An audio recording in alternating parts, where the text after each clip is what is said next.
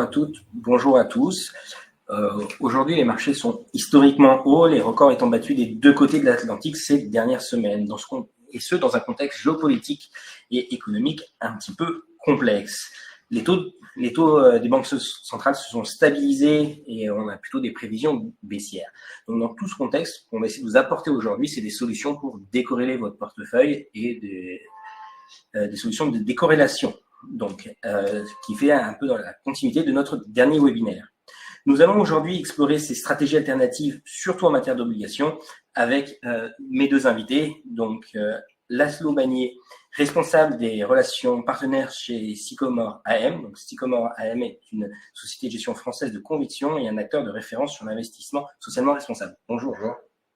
Et Benjamin Biloué, responsable des relations investisseurs chez DMCA. DMCA Finance, donc, est une société historique de gestion française qui gère aujourd'hui 30 milliards d'encours. Bonjour. Bonjour Maxime. Je vais commencer directement dans le vif du sujet. Aujourd'hui, donc, nous allons parler obligations. Est-ce que vous pouvez nous faire un petit point sur le marché de taux et ses prévisions? Bien sûr, un exercice pas forcément évident, notamment sur la partie prévision. En gros, les marchés de taux ont fortement fluctué. Alors, on l'a vu surtout en 2022 avec une forte hausse des taux longs qui a coûté très très cher au marché obligataire dans sa globalité. Donc, si on revient maintenant à ce qui s'est passé en 23, disons, il y a des marchés obligataires qui ont été très performants sur la fin d'année principalement. Donc, il fallait être investi jusqu'au bout. Et si on revient du coup sur l'année 24 et les prévisions, alors en termes de prévision, nous on regarde beaucoup dans la stratégie d'Alpha Bonds et de manière générale chez DNCA, on regarde beaucoup les anticipations des banques centrales parce que c'est elles qui drivent énormément les marchés obligataires. Et donc, il faut reconnaître que on a un fort consensus autour d'une baisse de taux de l'ordre de 100 points de base, donc de 1% baisse des taux directeurs sur l'année 2024, qui se ferait à travers 3 ou 4 mouvements de baisse. Voilà un petit peu ce que anticipe le marché, ce que price le marché sur cette année, qui débuterait normalement plutôt au mois de juin, autour du mois de juin, que ce soit pour la Fed ou la Banque centrale européenne. Alors, ce qui est important, c'est qu'on a donc ces anticipations de baisse de taux sur l'année 2024, mais c'est aussi les anticipations de taux sur l'année 2025. Et si on regarde vraiment au global, actuellement, le marché anticipe une baisse de taux de l'ordre de 150 points de base, donc 1,5% de baisse de taux d'ici 2025. Donc, là où nous, on est à l'aise et le positionnement qu'on a est de dire, on pense que le marché va baisser graduellement de 100 points de base tout au long de l'année 2024 sur les taux directeurs, sur les taux courts, à partir de ce mois de juin, et que pour la suite, disons qu'on n'est pas forcément convaincu pour le moment qu'on atteindra ces 150. Donc, on positionne aussi un peu nos produits dans ce sens-là. Voilà. Et puis, il y a un autre point qui est très important, c'est que si on regarde vraiment l'aspect vraiment croissance, environnement économique, macroéconomique, on n'est pas inquiet sur un problème de croissance ou on n'est pas positif ou négatif sur la croissance ou l'inflation, si ce n'est qu'en tout cas, nous, on anticipe chez DNCA une tendance à l'inflation qui devrait être plus haute que ce qu'anticipe le marché. C'est-à-dire que tout le monde anticipe une baisse de l'inflation qui reviendrait facilement sous les 2%. Le discours chez nous, et a toujours été le discours qu'on a tenu maintenant depuis 3 ans, était de dire qu'on a beaucoup de forces contraires à cette baisse de l'inflation, qui seraient notamment présentes, disons-nous, qui seraient un peu lourdes à compenser, qui sont notamment le financement de l'énergie renouvelable, qui est un point pour nous qui est très important, une tendance assez forte à la déglobalisation ou à la volonté de rapporter sur le territoire des outils de production de manière domestique. Donc ça, on pense que c'est un point aussi un peu plus important en termes d'inflation. Et puis une montée un peu en puissance du populisme. Donc ça, c'est des éléments qu'on a beaucoup en tête et qu'on suit beaucoup, parce que c'est ce qui drive aussi beaucoup les banquiers centraux. Et donc c'est important d'avoir une lecture de cette inflation. Voilà un petit peu le panorama. Très bien, merci. Du coup, on anticipe quand même une baisse des taux raisonnée. Quel impact sera sur le marché obligataire et les fonds et les rendements obligataires? Alors, cet impact, il va être assez double, dans le sens où déjà, comme le disait Benjamin, on a retrouvé des taux d'intérêt très attractifs qu'on n'avait pas connus depuis les années 2012. Donc aujourd'hui, dans les stratégies obligataires, on a du rendement à maturité. Donc déjà, c'est plutôt une bonne chose, ce qu'on n'avait pas connu pendant quasiment 10 ans avec des taux quasiment autour de 0 pour les taux sans risque. Et l'autre point, c'est que avec une baisse des taux, en anticipation de baisse de taux, le mécanisme sur les taux est un peu particulier, c'est-à-dire que comme on est sur des taux fixes en Europe principalement, aujourd'hui, vous avez bonhomme allant sur des obligations dites à haut rendement un rendement en maturité de 5% sur des échéances, on va dire, entre 5 et 6-7 ans. Et bien, si les taux baissent, donc dans un an, on anticipe une baisse de taux de 1%, ben, l'année prochaine, si vous investissez dans le crédit, vous n'aurez plus un rendement à maturité de 5, mais de 4%. Néanmoins, l'avantage aussi, c'est que si vous êtes déjà porteur d'un investissement sur l'obligataire, cette baisse de taux va se valoriser dans votre produit, puisque finalement, une obligation, c'est un produit relativement simple. Un émetteur, que ce soit un État ou une entreprise, va émettre une dette à 100 € qu'elle va être remboursée, on veut dire sur une échéance 5 ans à 100 € en émettant un coupon fixe tous les ans. Ce coupon ne change pas, il n'évolue pas puisqu'il est à taux fixe. Néanmoins, ce qui peut évoluer, c'est ce qu'on appelle le spread de crédit. Le spread de crédit, en fait, c'est une prime de risque qu'on va accorder à un émetteur. Ce sont des sociétés de notation, donc Fitch, S&P et j'ai oublié la troisième, et Moody's, qui vont donner des notations AAA, qui est la mieux notée. Ça va jusqu'à triple B, c'est ce qu'on appelle l'investment grade. Donc ça, c'est tous les valeurs les mieux notées qui ont un rendement plutôt faible, puisque beaucoup moins de risques de défaut. Et on rentre dans ce qu'on appelle le high yield, haut rendement. Et donc là, on va du double B jusqu'au triple C. Et donc cette prime de risque, en fonction de la conjoncture économique, peut fortement varier, puisque ça peut être plutôt positif. On estime que finalement, dans un contexte économique normé, le risque de défaut s'affaisse. Et donc, on va estimer qu'il y a moins de prime de risque. On nous dit qu'il y a un resserrement des spreads de crédit, ce qui est plutôt favorable sur votre prix de l'obligation. Néanmoins, s'il y a des risques économiques, il y a un écartement des spreads de crédit puisqu'il y a potentiellement plus de risques de défaut et donc on va demander une prime au rendement. Voilà. Et donc, s'il y a baisse des taux dans un contexte de marché normal et sans problématique géopolitique ou économique, c'est plutôt favorable si vous êtes déjà investi sur une solution obligataire. Très bien. Vous avez évoqué plusieurs fois le risque de défaut contractuel. Est-ce que justement ce risque de défaut est accru en ce moment dans la situation géopolitique qu'on connaît aujourd'hui? Alors, pour faire simple, je vais dire oui, mais je vais nuancer mon oui. Alors oui, pourquoi? Parce qu'aujourd'hui, les taux de défaut sont historiquement au plus bas. Malgré le contexte actuel, même que ce soit la crise en Israël et Palestine, que ce soit la guerre en Ukraine et en Russie, et les tensions géopolitiques qu'on peut connaître, on reste sur des taux de défaut historiquement au plus bas pour les entreprises, notamment en Europe. Néanmoins, ces taux de défaut devraient quand même remonter légèrement. Alors, ils devraient, entre guillemets, se normaliser. C'est-à-dire que, comme je l'ai expliqué il y a encore quelques minutes, en 2012, on est revenu sur des taux de rendement qu'on a connus en 2012. En 2012, avec ces taux de rendement, on n'avait pas non plus des taux de défaut qui s'étaient complètement volés. On était sur des taux complètement, même limite à l'époque, on disait que les taux étaient au plus bas, qu'on ne connaîtrait pas des taux aussi bas, et donc c'était rassurant. Donc il n'y avait pas beaucoup de défauts. On était, je crois, sur un taux de défaut de 3%. Donc aujourd'hui, on s'attend à une normalisation de ce taux qui devrait être, je crois, de l'ordre de 1%. Aujourd'hui, on revient sur ces 3%. Néanmoins, comme je l'expliquais, ce taux de défaut n'est pas le même en fonction des notations. Typiquement, sur 7 ans cumulés, le triple B, donc qui est le plus bas dans le investment grade, on attend un taux de défaut cumulé de 2,25%, ce qui est très faible. Sur du triple B, donc là, on est sur le début du panier de high yield, au rendement, on a cumulé sur 7 ans un taux de défaut cumulé à peu près de un peu moins de 9%. On commence déjà, vous voyez, une baisse de une notation, ça peut aller assez vite. Et sur du triple C, ce qui n'est pas la plus mauvaise notation, sur 7 ans cumulés, on s'attend à un taux de défaut de 1 sur 2, c'est-à-dire 50% de chance que l'entreprise fasse défaut. Évidemment, c'est lié à la hausse des taux, qui a un impact beaucoup plus important sur les notations les moins bien notées, qui du coup, pour se refinancer, refinancent à des taux beaucoup plus élevés. Donc oui, on s'attend à une hausse des taux. Néanmoins, voilà, il y a quand même des taux de défaut plutôt restreints. Et autre point plutôt favorable, et qui n'était pas le cas des années 2012, c'est que les entreprises, dans leur ensemble, alors notamment en Europe, se sont nettement désendettées, notamment depuis le Covid, puisque les crises ont fait que les entreprises ont pris peur, ont des besoins de trésorerie pour faire face à des crises imprévues. Et donc, beaucoup de sociétés beaucoup d'entreprises, alors ça, je parle vraiment pour le coup des entreprises, se sont désendettées, ce qui est plutôt très favorable, c'est-à-dire qu'elles se sont financées, mais en face, elles ont la capacité de rembourser leurs dettes. Donc, nous, déjà, ça limite le taux de défaut. Et autre point qui est très favorable, c'est qu'il y a 10 ans, à peu près, le marché du haut rendement, c'est le marché le plus risqué, était très différent. C'est-à-dire que le double B, qui est entre guillemets le mieux noté du haut rendement, ne pesait 40% de l'univers. Aujourd'hui, c'est 75% de l'univers. Donc, on voit quand même qu'il y a une amélioration aussi de la santé financière de ces entreprises.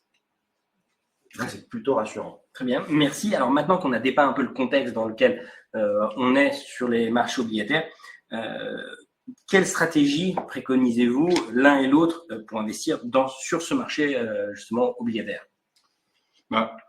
En fait, nous, la lecture qu'on a de l'environnement, c'est que de plus en plus, l'économie est ce qu'on appelle data dépendante. C'est-à-dire que la donnée qu'on a, les informations qu'on a, la situation économique, la situation de la croissance, l'inflation, le taux d'emploi, les PMI, qui sont des indicateurs économiques assez avancés sur l'activité et la croissance des entreprises, tous ces indicateurs-là sont de plus en plus suivis, de plus en plus screenés par les différents acteurs économiques. Et donc, nous, on a un fonds qui s'appelle DNCA Invest Alpha Bonds, qui est une stratégie obligataire, mais qui va, comme le marché, être très dépendante de ces informations-là. Et il nous semble capital de mettre à disposition une stratégie qui va évoluer en fonction de ces éléments-là. De plus en plus, le marché est fluctuant, de plus en plus, le marché se réinvestit, évolue, et avoir une gestion de portage est une bonne stratégie. Nous, on estime qu'elle doit être déjà diversifiée et surtout diversifiée avec des actifs qui, eux, fluctuent très, très fortement. Et c'est le cas d'une gestion comme Alpha Bonds où on peut aller acheter, parce que quand vous achetez une dette, si on doit faire une rapide présentation, vous allez avoir soit de la dette d'entreprise, soit de la dette d'État, principalement. Et puis ensuite, vous allez avoir de la dette plutôt de court terme, de la dette plutôt de long terme. Et puis à l'intérieur des États et des entreprises, vous allez avoir des États qui vont être mieux notés, des États qui vont être moins bien notés. Et là, je reviens à ce que disait Laszlo sur notamment la prime de l'investisseur. Et donc, dans cet environnement-là, nous, la stratégie d'un fonds comme Alpha Bonds est d'aller chercher à chaque fois au sein de toute cette sous-classe d'actifs obligataires, toutes ces sous-classes d'actifs obligataires, peut-être l'actif qui nous semble le plus bon marché, ajusté de son risque, et de faire fluctuer le portefeuille constamment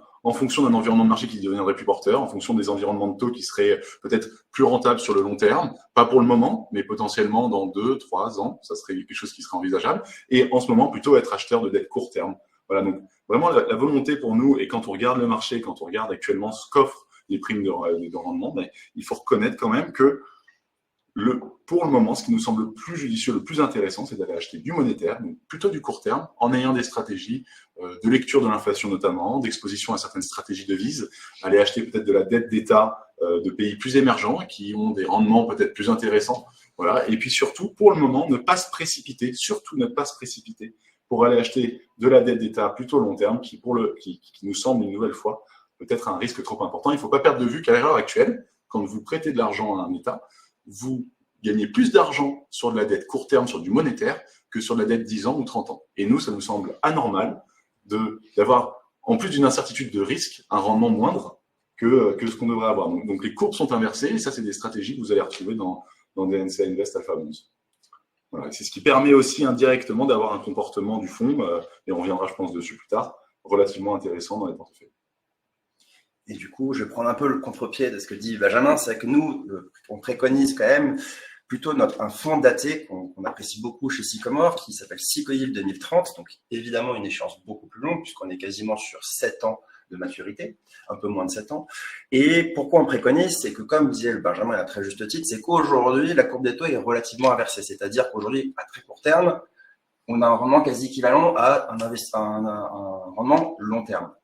Néanmoins, aujourd'hui, si vous attendez, comme on l'a dit dans le scénario qu'on a donné, l'année prochaine, les taux devraient baisser de 1%. Et donc, nous, notre intérêt, c'est de lancer le 2030, qu'on a lancé d'ailleurs au 31 janvier de cette année, c'est de finalement cristalliser un rendement actuellement en investissant aujourd'hui avec un rendement autour de 5%, ce qui vous donnera à échéance quasiment en brut 35% de performance, à peu chose près. Ce qui donc voilà, nous permet d'avoir un rendement qu'on a affiché, une bonne visibilité. Et comme le disait Benjamin, évidemment, la prime de risque va évoluer. Donc, il y aura un peu plus de volatilité dans ce portefeuille. Et donc, si jamais il y a des à-coups parce que crise géopolitique, les spreads de crédit vont s'écarter. Et donc, il y aura potentiellement un rendement à maturité supérieur. Ce qu'il faudra regarder à ce moment-là, c'est est-ce que c'est lié à plus de défauts en portefeuille ou juste parce qu'on anticipe plus de risques. Si on anticipe plus de risques, ça veut dire que potentiellement, il y aura un bon point d'entrée futur. Mais néanmoins, aujourd'hui, s'il n'y a pas d'événement majeur sur le marché, aller cristalliser un rendement de 5%, c'est très attractif. Si les taux baissent, en plus, on prendra la baisse des taux avec ce 5% de coupon. Donc là, vous nous avez proposé chacun une stratégie. La question qui me vient à l'esprit après avoir cette proposition, c'est est-ce que c'est le moment idéal pour investir sur ce marché et sur vos produits? Alors c'est toujours délicat hein, de définir le bon timing d'investissement. Et d'ailleurs, si on le connaissait, on serait peut-être pas là pour en discuter. Mais l'intérêt de la stratégie alpha, alors le marché obligataire en relatif d'un marché action, il faut reconnaître quand même qu'en termes de valorisation, il apparaît quand même plus intéressant. Après, si on regarde plus précisément les primes de risque, toute la classe d'actifs obligataires, notamment je parle plutôt de crédit, n'est pas forcément intéressante. Il y en a qui sont plus ou moins intéressants. Pour autant, je pense que ce qu'il faut avoir en tête, c'est que ça reste pour nous, en ce moment, l'actif le plus pertinent à détenir dans les portefeuilles. Ça, c'est une certitude. Et tout l'intérêt d'un fonds, alors là, je reviens sur notre approche qui est DNC Invest Alpha Bond, c'est de s'affranchir au maximum de ce timing d'investissement. C'est-à-dire que, à l'inverse d'une approche, et c'est tout l'intérêt aujourd'hui de ce webinaire aussi, évidemment, c'est de vous présenter des approches qui sont complémentaires l'une et l'autre, qui ne se comportent pas de la même manière, justement, qui sont décorrélées l'une et l'autre, mais qui, dans un portefeuille, font du sens. L'intérêt d'un fonds comme Alpha Bond, c'est justement de pouvoir vous apporter quelque chose qui va évoluer de manière totalement différente, mais surtout va essayer de s'affranchir, comme je vous le disais, du timing d'investissement. Et pourquoi? Parce que chaque mois, et je vous montrerai par la suite la performance du portefeuille, mais chaque mois, l'objectif est d'aller chercher 40, 50, 0,4, 0,5% de performance de manière régulière en allant chercher ces inefficiences de marché. Donc nous, indépendamment du sens de l'évolution du marché obligataire, nous, on doit s'affranchir totalement de ça et indépendamment de ce sens de l'évolution du marché obligataire, on doit réaliser une performance positive qui doit tourner autour de 4,5-5% annualisé durablement autour de 3 ans. Voilà. Donc, le timing d'investissement sur le marché obligataire d'un point de vue relatif avec les actions nous semble intéressant. C'est une certitude. Et au-delà de ça, le timing d'Alpha Bonds n'en a pas réellement. C'est-à-dire que vous pouvez rentrer à n'importe quel moment et détenir votre portefeuille sur la durée recommandée. Très bien. Maintenant, vos produits ont l'air intéressants l'un et l'autre, mais quelles sont leurs réelles forces et faiblesses de chacun? Peut-être pour prendre la parole, comme Benjamin de parler, si je commence par les faiblesses donc de Cycloïd 2030, c'est comme l'a expliqué très bien Benjamin, c'est pour le coup, nous, on a une échéance plus longue, donc forcément moins de visibilité. Et comme on investit sur des sociétés européennes principalement, c'est vrai qu'il est très compliqué d'anticiper les résultats d'une entreprise à 7 ans. Il faut savoir que l'entreprise ne fera pas faillite d'ici 7 ans, c'est beaucoup plus compliqué que sur 3 ans, où là, on connaît bien la santé financière de l'entreprise. Donc ça, c'est vrai qu'il y a un risque de volatilité et de peut-être de défaut d'ailleurs. Donc ça, c'est, je veux dire, le principal risque. Maintenant, comment on contrebalance ça? Puisque l'objectif aussi de notre fonds, c'est pas de prendre le plus de risques possible. Au contraire, c'est de vous offrir un rendement et qui soit le plus régulier possible et le plus satisfaisant possible. Et ben aujourd'hui, vu que l'échéance est assez longue, on prend le moins de risques possible en termes de notation. C'est-à-dire qu'on a dans notre portefeuille aujourd'hui 40% de ce qu'on appelle investment grade, donc entre principalement du triple B et un peu du simple A. Et on a à peu près 45% sur du double B. Donc, vous voyez le haut du panier, du high. Donc, on a quand même limité un maximum ce risque, ce qui nous permet avec ce portefeuille-là d'avoir à peu près à maturité, donc jusqu'à fin 2030, un rendement à maturité de 5,20% aujourd'hui. Donc, ce qui reste assez attractif avec une bonne visibilité. Très bien. Et pour Alpha Bond? Pour Alpha Bond, la faiblesse, c'est la capacité à pouvoir anticiper l'environnement macroéconomique. Comme je le disais, on suit énormément ça. Donc, la qualité, l'aspect discrétionnaire de la gestion de Alpha Bonds est un élément évidemment très important. Et donc, dans un environnement où on aurait une recorrélation très forte de tous les actifs, dans une phase de crise, une grande incertitude de marché qui n'aurait pas été anticipée, et je pense par exemple au Covid, et ben dans cette phase de marché-là, vous avez une recorrélation, et c'est là où c'est compliqué. C'est là où c'est compliqué de réussir à réduire ces baisses, ou c'est là où il faut savoir aussi se réinvestir de manière importante. Donc, je pense que la faiblesse, c'est dans un environnement qui est peu lisible, c'est le risque, en effet, peut-être, de faire quelques erreurs dans la gestion. Pour autant, il faut reconnaître que le positionnement du fonds actuellement est très rassurant, parce qu'on est plutôt acheteur de dettes très court terme. Donc, en fait, on a un portage court terme qui est déjà autour de 3,5-4%, ce qui est déjà une source de performance de base qui est très intéressante, sans aucun risque. Et puis après, on va avoir des stratégies complémentaires de performance qui peuvent être en effet la lecture et l'anticipation d'une évolution de l'inflation dans le bon sens, qui peuvent être le positionnement long structurel de dettes émergentes qui ont un rendement embarqué qui est quand même plus intéressant, qui peuvent être le fait d'être couvert sur les taux longs, c'est-à-dire qu'en fait on anticipe que l'emprunt d'État de la France à 10 ans risque d'augmenter, et donc pour pouvoir en bénéficier aussi, pour aller chercher à la fin de l'année une performance de l'ordre de 5,5% sur cette stratégie. Très bien. Maintenant, je vais vous laisser rentrer un peu plus dans le détail de chacun de vos fonds. Allez-y, messieurs. Donc, juste pour revenir rapidement, donc Sequoia 2030, donc c'est un fonds daté avec une échéance connue qui est 2030, qui investit principalement sur des sociétés européennes avec un grand biais France. On doit avoir à peu près 40 à 45% de nos investissements sur la France. Déjà parce que en tant que société de gestion française, on connaît beaucoup mieux le management de ces sociétés-là, et qu'aussi l'État français apporte une certaine sécurité. C'est-à-dire s'il y a des défauts, on a souvent déjà de meilleures garanties de sécurité grâce à l'État qui couvre. Donc, ça nous rassure aussi, vu l'échéance, d'avoir ce billet France en portefeuille. Pour ne pas avoir trop de risques, on a vraiment diversifié les secteurs, c'est-à-dire qu'on a pris des secteurs aussi très défensifs, avec une très bonne visibilité sur leurs résultats et leur génération de résultats. Typiquement, des sociétés dans les télécoms, c'est des abonnements, la pharma, c'est pareil, c'est la santé, c'est des secteurs qu'on connaît bien, il y a une bonne visibilité et on a plutôt une certaine garantie de bonne santé financière jusqu'en 2030. Aucune garantie, enfin je veux dire, on n'est pas sûr, mais bon, on est quand même sur des secteurs plus résilients et plus défensifs. Et on a d'autres sociétés qui sont d'ailleurs des sociétés un peu moins bien notées, qui sont de simple B, mais qu'on connaît bien, qui sont des sociétés comme Verisure, par exemple, qui fait des alarmes dans toute la France, que vous connaissez sûrement via des publicités. Et pourquoi on aime Verisure? Parce qu'en fait, ils ont un business model très simple, c'est qu'en fait, ils touchent chaque mois des abonnements de leurs abonnés, et leur principale dépense vient du budget marketing. Quand ils sentent un retournement du contexte économique, ils coupent complètement leur budget de marketing, ce qui fait qu'en fait, ils touchent toujours leurs abonnements, mais n'ont plus de dépenses. Donc, finalement, ils ont la capacité de rembourser. C'est pour ça que même s'ils sont un peu moins notés parce que plus petites entreprises, on est assez confiant sur leur capacité à traverser les crises dans les contextes un peu compliqués. Alors, pour revenir sur la gestion de NCI Invest Alpha Bonds, alors, en fait, c'est un fonds qui pour nous est un fonds défensif parce que la volatilité maximum du support, c'est 5%. Donc, ça veut dire que déjà, vous rentrez sur un fonds dans l'échelle de risque qui est celle que nous suivons, qui est l'échelle SRI, on se positionne sur 2. Donc, c'est déjà quelque chose d'assez défensif, et défensif notamment parce que la volatilité ne pourra jamais dépasser 5%. Ça, c'est le premier point. C'est un fonds obligataire international qui peut investir dans toutes les classes d'actifs et sous-classes d'actifs obligataires. Donc, on peut très bien avoir du crédit, on peut avoir l'emprunt d'État, on peut être en sensibilité négative sur ces classes d'actifs-là, on peut avoir des stratégies devises, on peut avoir des stratégies d'inflation. Et l'intérêt de ce fonds-là, et c'est ce qui fait sa flexibilité, c'est sa sensibilité qui va de -3 à +7. Qu'est-ce que ça veut dire? Ça veut dire que le fait de pouvoir être entre 0 et -3 nous permet de performer dans des environnements de taux qui seraient plus compliqués. Dans des taux, comme je disais, notamment en 2022, où on aurait des hausses de taux. Donc, on a voulu créer ce fonds comme un peu un couteau suisse pour pouvoir, sur le marché obligataire, pour pouvoir être performant, qu'importe les évolutions de marché. Donc, comment ça fonctionne?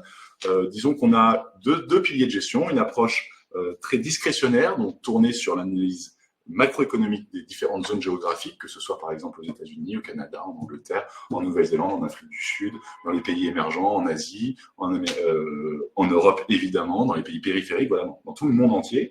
On analyse les environnements macroéconomiques et on travaille avec un deuxième pilier qui est une analyse de valorisation de ces environnements macroéconomiques. On a créé un ratio de valorisation qui s'appelle RATP, qui peut porter et faire un peu rire, mais qui est un ratio pour risque adjusted term premium, qui est ni plus ni moins le calcul d'un surplus de rendement d'un actif par rapport à sa volatilité historique. C'est-à-dire, est-ce que si j'achète cette dette à 100 €, est-ce qu'elle me paye bien par rapport à la volatilité, par rapport au risque qu'elle embarque? Et à chaque fois, on aura ces deux approches de gestion sur tous les actifs dans lesquels nous allons investir. Ce qui va nous permettre, évidemment, de se réinvestir très rapidement. Donc, si je fais un rapide positionnement du produit, actuellement, comme j'ai un peu dit avant, mais on est principalement acheteur de dettes courtes, donc tout ce qui est taux directeur, là où on parle de baisse de taux ou de choses comme ça, c'est ce que nous on détient actuellement, parce qu'on se trouve que c'est ce qu'il y a de mieux par rapport au risque. On est principalement et même totalement que sur de l'emprunt d'État. On ne détient pas de crédit en portefeuille dans cette stratégie pour le moment. On pourra le faire, mais on trouve que pour le moment, c'est pas ce qui nous semble le plus opportun. Et puis, si on regarde la notation, donc le risque pris, parce que tous les pays sont notés, on est à grande dominante investment grade, on doit avoir 4% de pays WB, pays plus émergents Amérique du Sud, où là, on va chercher un petit peu plus de rendement, on vient venir un petit peu booster, un peu tilter ce rendement au sein du portefeuille pour essayer d'aller chercher ces 4,5, 5,5% de performance par an, tout en ayant un budget de risque qu'on voit à travers la volatilité. Je vous en ai parlé tout au début, mais la volatilité du fonds ne doit pas dépasser 5%. C'est une mesure du risque qu'on prend, 5 étant le maximum du risque au sein du portefeuille. Disons qu'en ce moment, on est plutôt autour de 3, 3,5. Donc, on a un risque pris qui est relativement faible, qui nous permet surtout d'avoir la capacité de pouvoir se réinvestir, un budget de risque disponible pour pouvoir se réinvestir, pour pouvoir aller chercher de la performance quand le marché, on l'estimera, sera pertinent. Voilà. Très bien. Merci. Alors maintenant, on va passer aux questions des auditeurs. Alors, nous avons reçu beaucoup de questions. Je vais commencer par les plus simples. Déjà, on a un auditeur qui demande si vous pouviez donner précisément les noms de vos 2 produits, que je puisse les retrouver. D'accord. Alors, je pense qu'on enverra potentiellement aussi peut-être des éléments de présentation des fonds, mais le fonds s'appelle DNCA Invest Alpha Bonds. Voilà. Et pour ma part, Seco Yield 2030.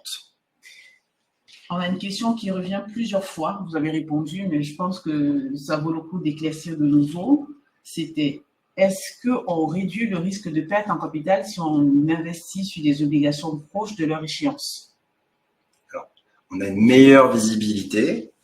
Et comme je le disais, plus on se rapproche de l'échéance et plus c'est facile de savoir si oui ou non l'entreprise ou l'émetteur va faire défaut, c'est-à-dire ne sera pas en mesure de rembourser sa dette.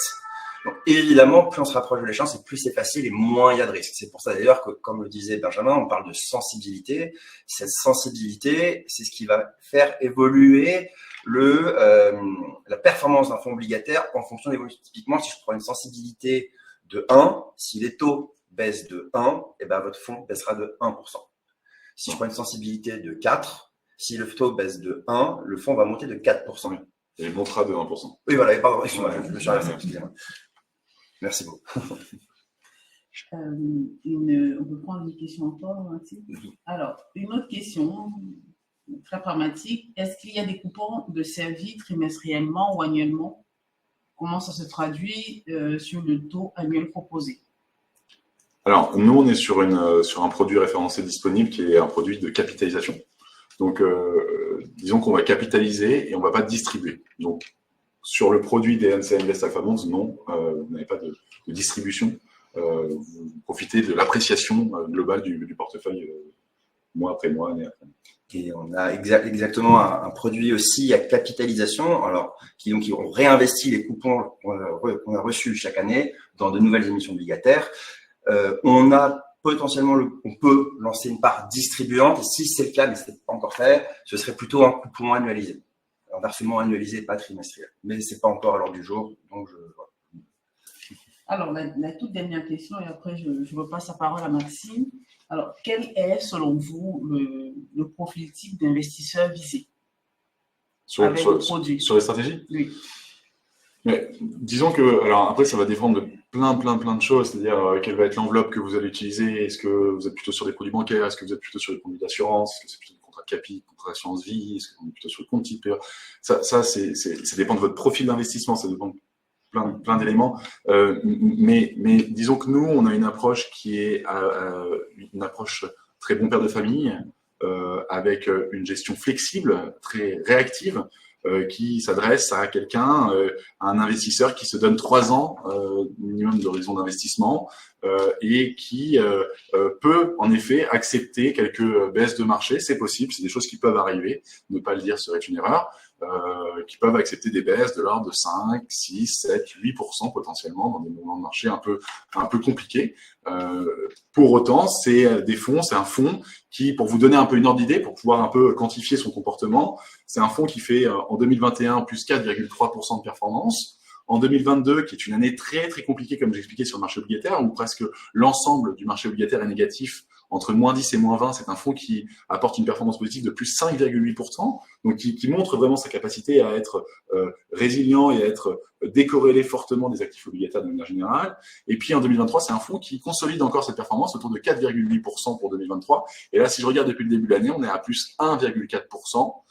Et l'objectif, une nouvelle fois, comme je l'expliquais, c'est d'aller chercher régulièrement 0,5%, 0,6% de performance mensuelle pour atteindre à la fin de l'année ces 5%. Donc, il faut vraiment appréhender ce fonds comme un objectif de performance autour de 4,5-5% par an sur 3 ans d'investissement. Voilà. Tout en ayant évidemment un risque de perte en capital. On n'est pas sur un produit à capital garanti comme l'offre le fonds en euros. On est vraiment sur une UCI financière. Mais pour nous, c'est une UCI financière relativement défensive par rapport à ce qui peut se faire sur le marché obligataire actuellement. C'est vrai que c'est également le cas pour nous. Donc aujourd'hui, on retrouve quand même, comme je l'ai dit en introduction, beaucoup d'intérêt sur les rendements, puisqu'on n'a pas connu ça depuis 10 ans. Donc aujourd'hui, ça permet à tout un chacun, d'ailleurs ça s'adresse autant en particulier qu'aux gestions de patrimoine, qu'aux institutionnels, la recherche de rendement, avec une meilleure visibilité et un peu moins de risques, entre guillemets. Donc c'est vrai qu'aujourd'hui, tout type d'investisseur est ciblé. Dans notre fonds Stico Yield, on a plutôt des conseillers en gestion de patrimoine qui sont intéressés, mais ça pourrait très bien s'adresser à des institutions qui souhaitent investir sur notre produit. Il n'y a pas de typologie particulière. Alors, bon, Maxime, je crois que celle-là, c'est pour toi. Il y a un internaute qui demande sur quel contrat d'assurance vie Alta Profit, ses supports, ses fonds sont disponibles. Alors, pour ça, je vous invite à... C'est une très bonne question pour conclure. Je vous invite à contacter vos conseillers Alta Profit habituels qui vous répondront à vos questions sur ces différents sujets, comment souscrire et comment investir sur ces différents fonds. Pour conclure un petit peu sur ce sujet, donc ce qu'on essaie de présenter, c'est à nouveau des stratégies diversifiantes qui vous permettent d'aller chercher une performance et de décorréler d'un marché qui peut s'avérer action classique, qui peut s'avérer un petit peu inquiétant en ce moment, même si du fait de tout ce qui se passe, même si a priori il y a rien n'est fait. Donc, ce que je vous propose, c'est de se dire au revoir ici. Je vous remercie, messieurs, et je vous dis à très bientôt. Au revoir. Au revoir.